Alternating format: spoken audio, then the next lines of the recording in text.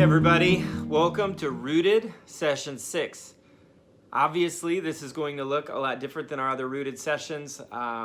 It made sense for us to post this online since school is out and people are all over the place and who knows what's happening with quarantines. And so we decided to create Rooted Session 6, and it's going to look different because obviously we're not there together. We're not going to have conversations with one another. It's going to go a little faster because we don't have these group discussion times. But of course, I encourage you as you're around other people to have some of these conversations. And so thankful for technology that allows us to do stuff like this. And so we're just going to jump into Rooted Section 6. Hi, Lily. How's it going?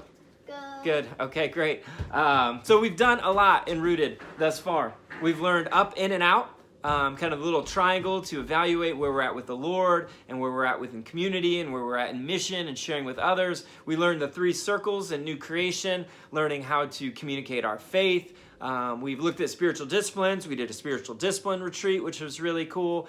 We looked at different gift assessments through the DISC and through spiritual gifts assessment and our passions and other things like that. We looked at being a Christian is to be a family member, and Aisha and Andrea shared a ton of really awesome stories about their experience in the church, and we looked at Acts chapter 2, the second half of that, and what it looks like to be a family member in the church. And this is week 6, and so we're going to be looking at Disciplemaker and what it looks like to be a disciple.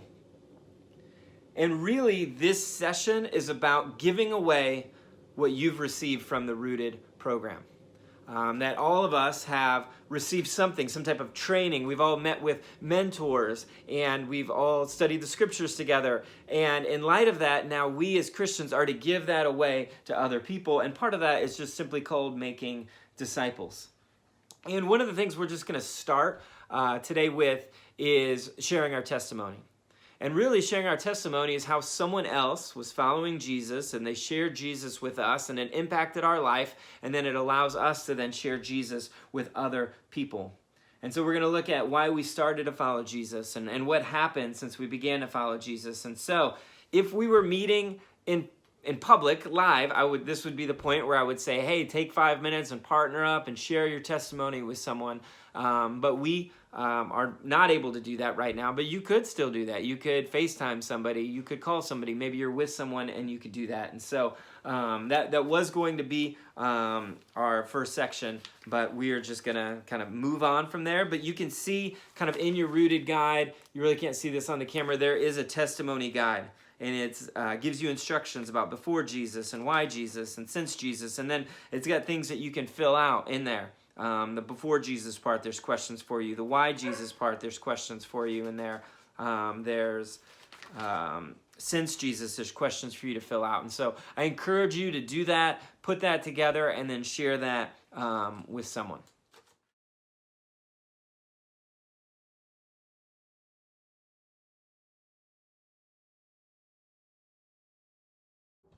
All right. Now that we've just shared our testimonies with everybody, right? I just want to share a quote from David Platt. And David Platt says this. He says, to be a disciple of Jesus is to make disciples of Jesus.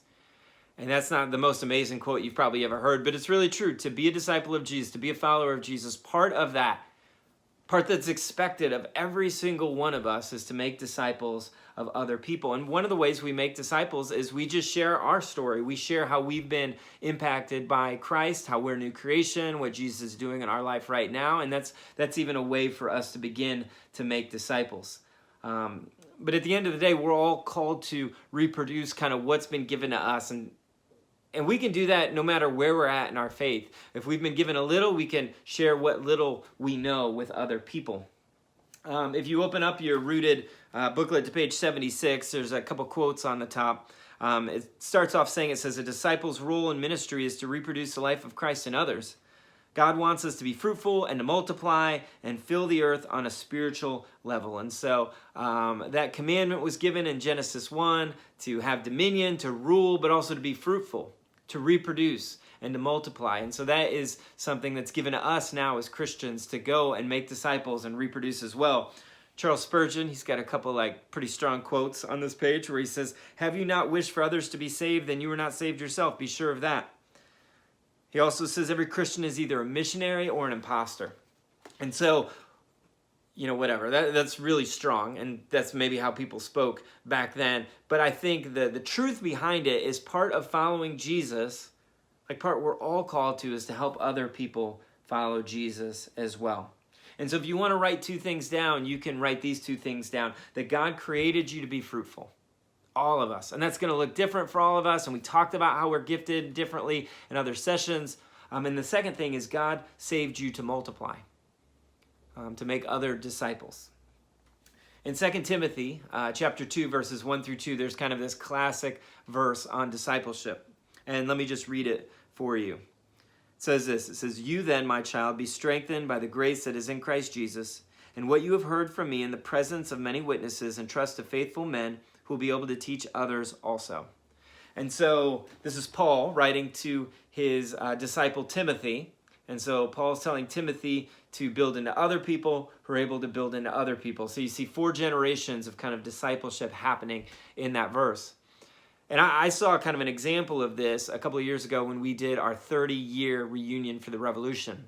We had kind of a reception in the evening, and we invited, this was pre-planned, we invited 12 different people to stand on stage to start this. And the first person was already a student, and the last person was somebody who founded the church in the mid-'80s and was probably in his 70s. And the first person shared on how someone brought them out to church and shared the gospel with them, and then that person was standing right next to him, and then shared about how someone else kind of invited them out to church and shared the gospel with them, and then that person was standing there next to him. And so we saw 12 generations of discipleship from the mid-'80s all the way to 2018, and it was crazy. And the reality is the revolution would not exist if it wasn't for people making disciples. And the church would not exist if it wasn't for people making disciples. That's how the church has continued on throughout all of history. And so now we're on discussion number 2, and this is what I would have had you talked about in your groups, but the questions are this, is to read 2 Timothy 2, 1 through 2, and answer, how have disciples who made disciples impacted your testimony? So how has your Christian story been impacted by discipleship? And then number 2 is really, what has been your experience with making disciples? And maybe you don't have anybody to talk to, but I would encourage you maybe to pause and just to journal about those things just for a minute to kind of take those questions seriously.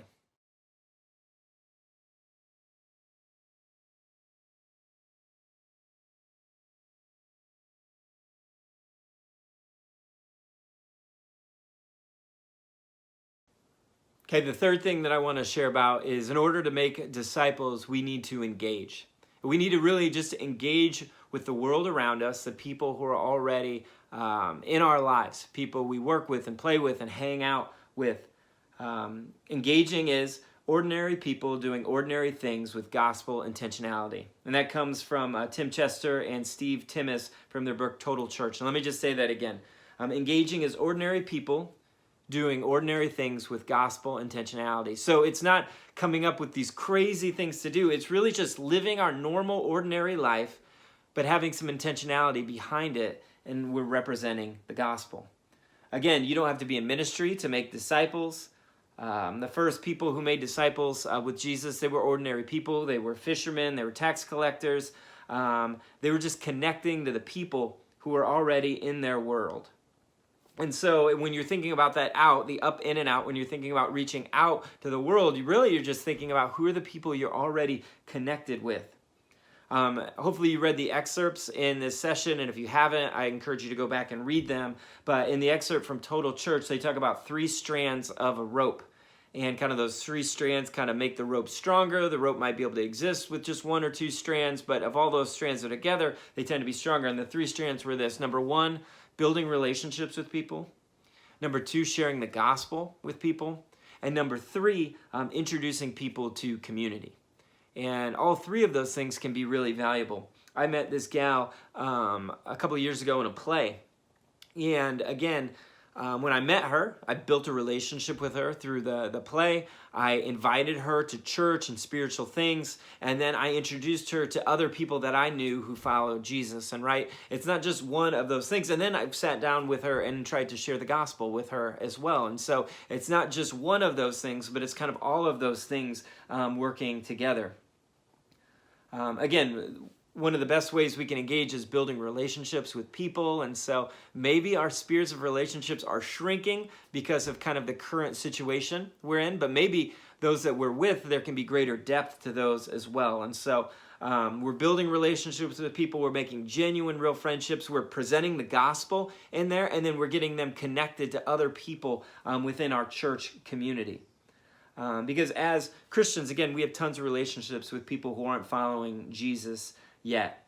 And part of what Jesus did is he continued to build relationships with people and invite them into the kingdom. Often these were people that you wouldn't expect, people who often felt uninvited to kingdom type things or church type things. But Jesus just did a great job of just loving the people around him in ordinary activities, whether that was at weddings, whether that was on the road, whether that was over meals, whether that was during teaching times. He just kind of loved and engaged people during ordinary activities. And so I think that's something, again, we're called to and we're challenged to in making disciples. And the nice thing about it is that's not really that complicated. You need to ask yourself, where do you live? Where do you work? Where do you play? Maybe it's people at the gym. Maybe it's people in your major. Maybe it's people at your work. Maybe it's people you're quarantined with right now that you can then build relationships with, you can share the gospel with, and you get them connected to other Christians as well. You can ask yourself, where do I spend most of my time? I spend a lot of my time on campus. I spend a lot of my time in the theater. Spend a lot of my time at the caffeinery. I think about even the coffee shop in downtown Muncie where I'm at a lot. There are people that I've gotten to know and build relationship with that are there just as much as I am. Professors that we have ongoing conversations about dogs or about their life or about their class or about traveling. And so there's relationships that are being built. And then hopefully there can be gospel conversations, and then hopefully there can even be inviting that person into other relationships as well. Because I think even inviting them into other relationships is really important, and that's where I've seen the gospel really impact people's lives when we've invited other people to be a part of people's stories as well. And so maybe to ask yourself just simply is, where are you building relationships? Where are you connecting with people? And so now we're on to discussion question number 3. And it is this: what opportunities do you have for building relationships where you live, work, and play? What opportunities do you have for building relationships where you live, work, and play? And really, again, maybe this is a good time just to journal, write some things down, maybe even write some specific names down right now as well.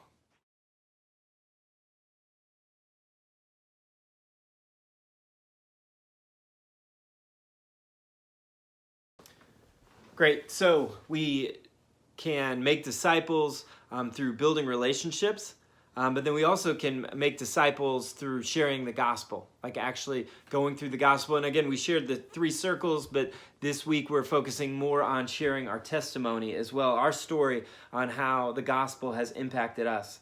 And again, it takes some experience, some skills, some practice to turn everyday conversations with our friends to gospel conversations. And even if you do the reading, there's probably like cheesy ways we can do that or forced ways that can happen, particularly when we're not like building deep relationships. But I like these questions. What would be good news to my friend's situation right now? Like, what would the gospel have to say to my friend's situation right now? Or how does the gospel comfort, empower, or rescue them from their circumstances? And so even thinking like as we're interacting and building relationships with people to say, man, would Jesus have something to say here, where the gospel had something to say there? And often those things are most impactful when they're kind of done in conjunction with like a good friendship with somebody. I was in a Bible study a couple of weeks ago, and the person was talking a little bit about faith and trust in God, and how do you do that? And the person does improv. And I said, how do you, like, what makes good improv, like working with somebody? Like, I said, why are you not afraid all the time during improv? And she said, well, it's because I trust my partner. I trust that my partner has my back.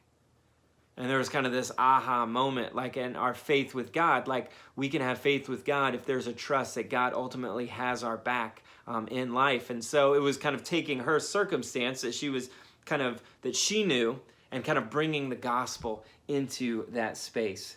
And so a great way, though, honestly, just to share the gospel is to simply share our story, to share how we came to know Christ kind of through our life. And I'm in a Bible study with theater folks, and somebody in that group a couple of weeks ago said, can we just all go around and kind of share our story, our faith story? And in this group, there's people in kind of all different places kind of in their faith. And I think that's something people are really interested in, particularly when there's been real relationships that have been formed with one another. And so again, I'd encourage you to fill out that testimony form. We get good at sharing our story because that's a great way that we can connect with others and share the gospel. Another thing about kind of just sharing the gospel and communicating it with people is often we need to find ourselves to be motivated. And sometimes we're honestly just not that motivated to do it. And I think there's a couple underlying motivations that can help us. And the first one seems pretty simple, is just simply that we love people. And we want to love people well, and we believe that the gospel has a chance to connect with people and help us love people. And so 2 Timothy chapter 5, verse 14, let me just read it to you. Says this: "For the love of Christ controls us, because we have concluded this, that one has died for all, therefore all have died." And so this is a section, again, where Paul's talking about being a new creation, and he's saying the thing that controls him, or I think the NIV puts it, the thing that compels him, is the love of Christ. And so I think the more we focus on our up with God, the more time we spend with the Lord, or the more time we spend walking with Jesus, I think the more love then we have for and compassion we have for other people as well. And we can allow God's love for us to compel us to share our faith with others. Another thing that I think could compel us is just simply that's who we are as Christians. Are people who communicate the gospel. Romans 1:16. Again, this is a verse that maybe some of you know or have memorized, but 1:16 in Romans says this: "For I'm not ashamed of the gospel, for it's the power of God for salvation to everyone who believes, to the Jew first and also to the Greek. For in it the righteousness of God is revealed from faith to faith, as it is written, the righteous shall live by faith." And so we're not ashamed of the gospel because it's the power of God. Like, we are motivated to share it because we've seen it not only change our life, but other people's lives. And so we want that for them as well. And again, a great way for us to do that or start to do that is to share our testimony and to share our story.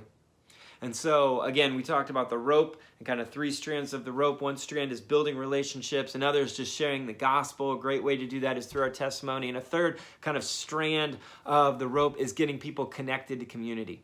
Understanding that it's not just a relationship with maybe us, but with many other Christians that can have a real impact on them as well. And from the beginning, God has been calling not just individuals, but families, groups, nations, people to be on a mission together.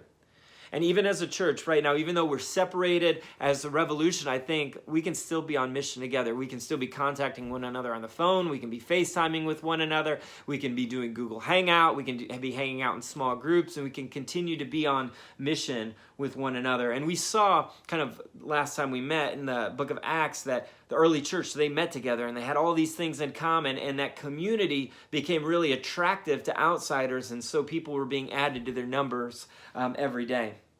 When I think of this idea, I think of a guy who became a Christian a couple of years ago in our church, and some of you may know him when I kind of tell his story a little bit, but he was an atheist, and he got connected to our church, and he was a part of our small groups for a long time, and he just kept coming around, and one of the reasons he kept coming around is because of the relationships. And it wasn't just a relationship with one person or 2 people, it was a relationship really with dozen plus people that formed really deep friendships and bonds. And it was through the gospel being shared, it was through building a relationship, but it was through community that this person decided, man, no, I want to follow Jesus. And I think so one of the most strategic things we can do as a church is people we're connected to, people we live, work, and play with, we invite them into not just Sunday services or our small group, but into our lives and into our friends' lives and into our families. And I think that's where we can see real transformation take place.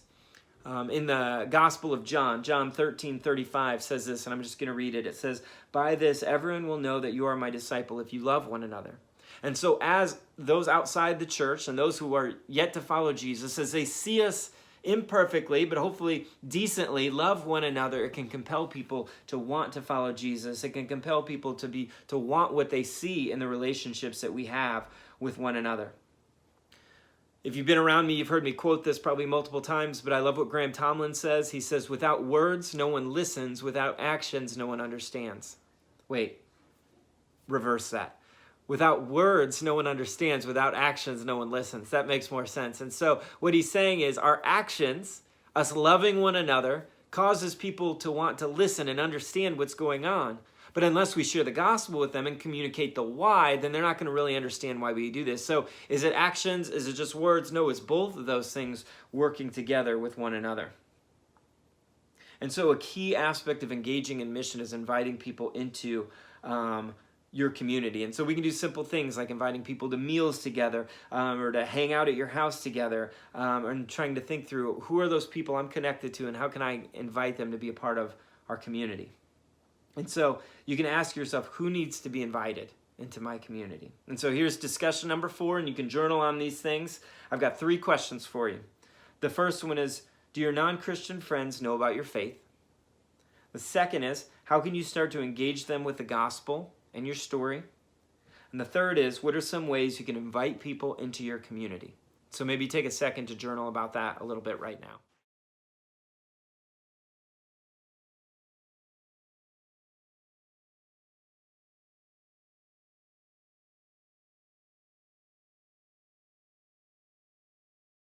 All right, guys, you have made it through Rooted. You are our first class, and what a class it was. It was a big class. It was a class that started off with a bang and ended up online. And that's okay. So hopefully you guys were able to watch this. I just want to thank you guys for participating in things. And really, this kind of session kind of talks about the next steps. And the next step is really kind of taking it all together, what we've learned and what we know, and passing that on to other people. And so next school year, we're going to be looking to many of you guys to be mentors in the program and to be a part of the program still, but in that capacity as well. And so again, I'm sorry that there's no closing ceremonies. Maybe we'll make up from that in some later date, but that's it. And so miss you guys. I'm sad that we weren't together, and hopefully we'll be together sometime soon. Thanks a lot. Bye.